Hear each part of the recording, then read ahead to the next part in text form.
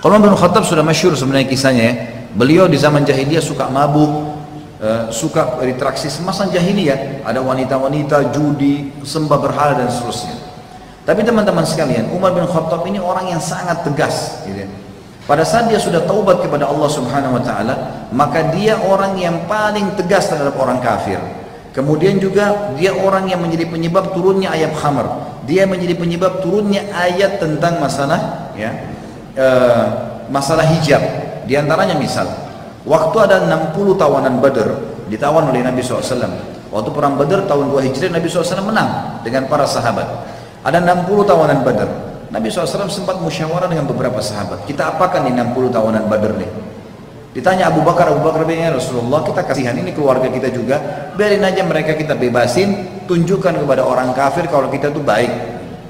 Kata Nabi SAW yang lain pendapatnya, ada yang satu mengatakan, ya Rasulullah, bebasin tapi mereka suruh bayar denda, tebus keluarganya, biar mereka tahu tidak boleh mengulangi lagi perbuatan ini. Masing-masing sahabat berputar di pendapat yang sama. Ternyata waktu Umar bin Khattab ditanya, apa kata Umar pada saat itu? Ya Rasulullah, datangkan orang terdekat dari mereka, 60 orang ini, dengan saya, sepupu saya kah, kerabat saya kah, datangkan, saya tebas lehernya. Ya Rasulullah, datangkan kerabat terdekatnya Abu Bakar, suruh Abu Bakar tebas lehernya. Datangkan kerabat terdekatnya si fulan, tebas lehernya. Semua dibunuh nih. Kata Nabi SAW, kenapa hai Umar? Umar sebutkan alasannya, ya Rasulullah, 60 orang ini keluar dari Mekah, memang mau memerangi Islam. Kebetulan kita menang. Kalau kita kalah, kita sudah dibunuh sama mereka. Dan harus kita tunjukkan ketegasan kepada orang kafir yang seperti ini. Ini bukan orang kafir yang tinggal sekota dengan kita. Ini orang-orang kafir yang keluar ingin memerangi Islam. Maka Nabi SAW waktu itu lebih cenderung dengan pendapat sahabat yang lainnya. Umar tidak diterima pendapatnya. Subhanallah, besok paginya menjelang subuh, Umar adalah habis sholat malam, biasanya beliau ke masjid sebelum azan subuh, bertemu dengan Nabi SAW. Beliau menemukan Abu Bakar sama Nabi SAW sedang menangis. Maka kata Umar, ya Rasulullah, wahai Abu Bakar, apa yang membuat kalian menangis? Beritahukan kepada saya supaya saya ikut menangis. Karena beliau ingin, tidak mungkin dua orang ini menangis kecuali masalah berat. Kata Nabi SAW, wahai Umar, telah turun firman Allah menyetujui pendapatmu. Kalau bukan karena takdirnya Allah, kita semua akan dihukum kecuali Umar. Maka Umar menangis pada saat itu. Luar biasa ini. Ayat turun membenarkan perilakunya Umar. Gitu kan? Padahal sebelum Islam teman-teman, dia selalu bersahabat dekat dengan Umar bin Amr bin Hisham, Abu Jahal. Abu Jahal punya budak-budak Islam, itu Abu Jahal kalau siksa budaknya, Umar datang menyiksa mereka, memukul budak-budak Muslim itu, gitu kan? Sampai sampai malam, Umar berkata, saya berhenti siksa kamu. Pada orang Islam, saya berhenti siksa kamu karena saya capek saja, bukan karena saya mau berhenti siksa kamu, bukan karena kasihan, tidak. Umar bin Khattab pernah berjaga-jaga malam di Mekah. Jadi Mekah itu teman-teman, kalau meja seperti meja ini kota Mekah, pintu masuknya dan pintu keluar cuma satu. Misalnya di posisi saya ini, di daerah selatan kota Mekah, kiri kanannya gunung, di belakangnya tembok yang tinggi, nggak bisa orang keluar masuk Mekah kecuali dari pintu ini. Dan kaum muslimat itu didesak, dikepung, tidak boleh berdakwah. Kalau ada yang berdakwah digebukin sampai dibunuh. Boleh dibunuh orang Islam yang mendakwah pada saat itu. Kalau ada orang dari luar Mekah tanya tentang mereka, digebukin orang yang tanya itu. Mereka juga nggak boleh keluar dari Mekah, gitu kan? Dan luar biasa diisolasi, nggak bisa buat apa-apa. Sampai akhirnya Nabi SAW bilang kepada para sahabat, coba ya keluarlah kalian dari Mekah, silakan keluarlah. Maka keluarnya waktu itu ke Ethiopia, ke Habasyah namanya. Ada satu perempuan dari suku Adi, namanya Ummu Abdillah. Suku Adi ini sukunya Umar bin Khattab. Perempuan ini karena tahu malam itu kebetulan yang berjaga-jaga di pintu gerbang Umar ini sangat tegas. Dibunuh orang, kalau dia nggak suka dibunuh sama dia. Maka Ummu Abdillah naik gunung teman-teman sekalian, gendong anak kecil namanya Abdullah, gendong anak kecil, naik gunung ini tinggi, turun sampai ke bawah. Kebetulan Umar bin Khattab ini dari pintu gerbang keliling, lewat gunung itu dilihat Ummu Abdillah turun menjelang subuh, turun dari gunung. Dia kaget, dia bilang, Ummu Abdillah? Kata Ummu Abdillah, iya. Kata Umar, apa yang membuat kau naik gunung, turun gunung, bawa anak kecilmu? Kata Ummu Abdillah, wahai Umar, kalian ini kenapa melarang kami ibadah di Mekah? Kami juga mau keluar dilarang. Saya naik gunung karena kalian larang. Kalau lewat pintu gerbang kau akan membunuh saya. Kata Umar, tidak akan sampai begitu, tapi pergilah. Kau mau kemana? Dia bilang, saya mau ke Ethiopia, mau hijrah, mau ibadah. Kata Umar, semoga keselamatan menyertaimu. Pergilah Ummu Abdillah ini. Ternyata karena Umar sempat ajak ngobrol, sahabat-sahabat yang lain yang mau hijrah sudah nunggu di ujung lembah. Begitu Ummu Abdillah dekat, mereka tanya, wahai Ummu Abdillah, dari mana kamu? Kenapa telat? Kata dia, tadi saya turun gunung gitu kan. Apakah ada orang yang lihat kamu? Dia bilang nggak ada kecuali Umar gitu. Kata-kata kecuali Umar, orang-orang pada tahu Umar itu musibah besar gitu. Ini orang benci sekali dengan Islam gitu. Kata Umar Abdillah, tidak kok, dia doain saya kebaikan. Kata mereka, ada satu orang bilang, mungkin Umar Abdillah kau penyebab Umar masuk Islam. Sahabat-sahabat serentak bilang, kalau Umar syahadat juga pasti unta bisa syahadat. Jadi saking mustahilnya, nggak mungkin gitu loh. Dia masuk Islam itu mustahil. Gitu. Apa yang terjadi teman-teman sekalian? Waktu Umar syahadat, dia masuk mau syahadat tersentuh hatinya baca ayat pertama sampai ayat 8 surat Thaha. Lalu dia masuk dengan baju perangnya. Nabi SAW pegang pundaknya, disentak. Lalu dia turun ke bawah, duduk di lantai. Lalu kata Nabi, wahai Ibnu Khattab, belum tiba saatnya kau ucapkan syahadat, beriman kepada Allah dan Rasulnya. Umar diam. 2 kali Nabi SAW sentak pundaknya dengan kuat mengatakan, wahai Ibnu Khattab, belum tiba saatnya kau beriman kepada Allah dan Rasulnya.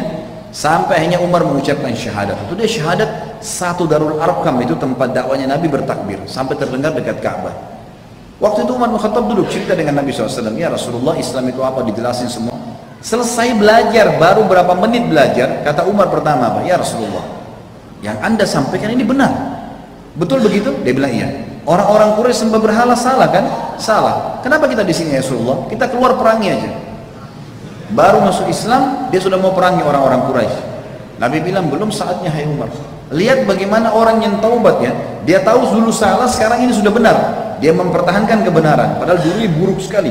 Benci Islam, sekarang perjuangkan Islam.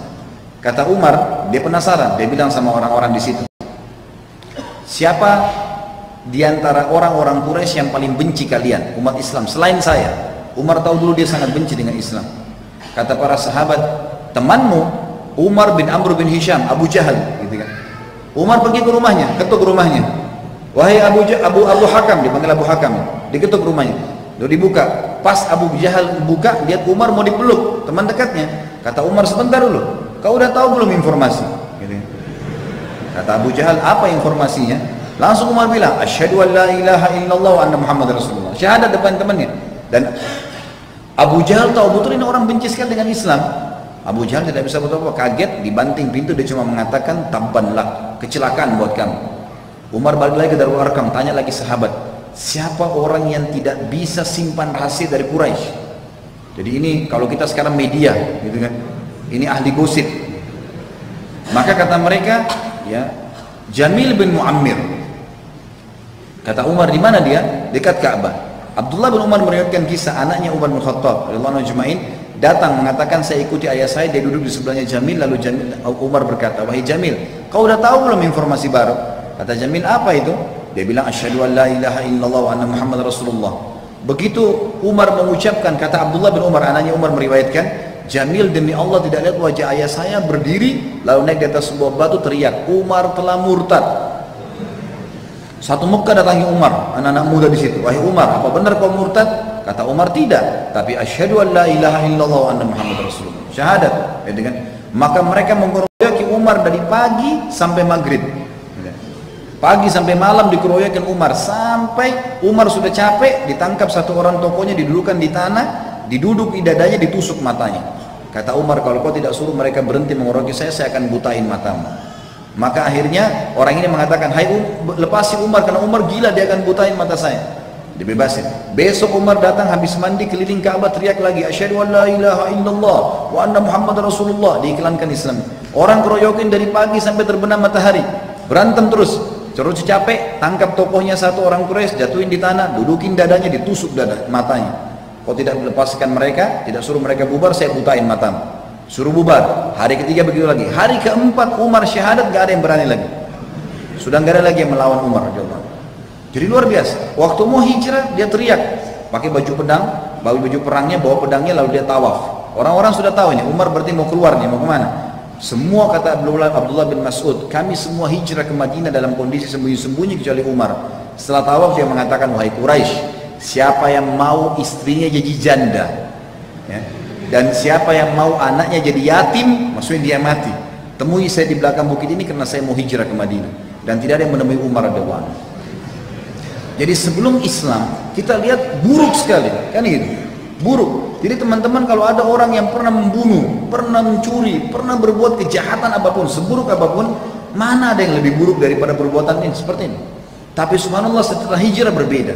Jadi bukan aib kita mengatakan iya ini aku sekarang. Perubahan total. Umar dulu suka mabuk, lalu tiap hari dia berdoa, ya Allah turunkan ayat mengharamkan minuman ini, sampai turun ayat pengharaman khamr. Juga hijab. Kata Nabi SAW, kata Umar kepada Nabi SAW, ya Rasulullah, di rumah anda sering bolak-balik laki-laki datang bertanya, gitu kan, bertamu bertanya. Kalau seandainya anda turunkan hijab antara istri anda dengan tamu-tamu itu, maka turun ayat hijab membahas masalah itu. Ayat tentang jilbab, dan ada 13 kurang lebih ayat-ayat Al-Quran semuanya turun karena Umar radhiyallahu anhu. Dan beliau teman-teman sekalian sangat terkenal selain kekuatan imannya juga nasihat-nasihatnya. Contoh, Umar salah satu nasihat yang sangat menyentuh kalau misalnya membahas masalah taubat, dia bilang, jika engkau ingin mencelah, dia bilang setelah dia taubat dia membahasakan ini, jika engkau ingin mencelah pada seseorang, jika engkau menemukan celah pada seseorang dan engkau hendak mencacinya, maka cacilah dirimu dulu karena celahmu lebih banyak darinya. Jika engkau ingin memusuhi seseorang, maka musuhilah perutmu dulu karena tidak ada musuh yang lebih berbahaya bagimu selain perutmu. Jika engkau ingin memuji seseorang, maka pujilah Allah karena tidak ada seseorang yang lebih dalam memberi ya kepadamu dan lebih lembut dan santun padamu selain Allah. Jika engkau ingin meninggalkan sesuatu, maka tinggalkanlah kesenangan dunia karena bila engkau meninggalkannya maka engkau akan terpuji. Bila engkau mau bersiap-siap untuk sesuatu, maka bersiap-siaplah untuk mati karena jika engkau tidak bersiap untuk mati, engkau akan menderita, rugi dan juga penuh dengan penyesalan. Bila engkau ingin menuntut sesuatu, maka tuntutlah akhirat karena engkau tidak akan memperolehnya kecuali engkau mengejarnya. Ini kurang lebih masuk Islamnya Umar dan bagaimana kiprahnya.